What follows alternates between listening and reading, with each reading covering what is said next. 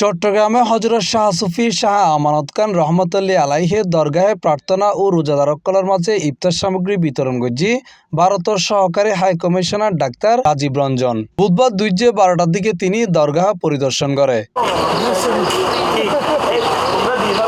এই সময় দরগাহের আওলাদে পাক শাহজাদা ফয়সাল খান ভারতের সহকারী হাই কমিশনার স্বাগত জানাই। সহকারী হাই কমিশনার শাহ আমানতর মাজারত ভারত ও বাংলাদেশের জনগণের সুস্থতা ও মঙ্গল এবং তারার চিরস্থায়ী বন্ধুত্ব কামনা করি প্রার্থনা করছি। আজিয়া ইন্ডিয়া হাই কমিশনার আসছি, দরবার ভিজিট করছি, ভিজিট করে বরণে আর এনে বইছি বরানোর পর তারপরে ইফতার বিতরণ করছি। ইফতারের যেগুলো সামগ্রী আছে সেগুলো বিতরণ করি এনে, তারপর অনেক ব্যাগুনের ঈদের শুভেচ্ছা জানাই অগ্রিম।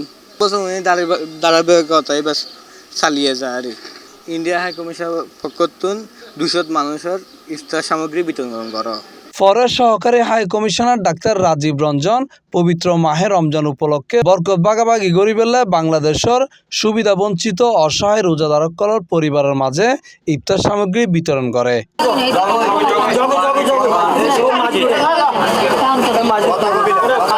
C+ TV Chittagong.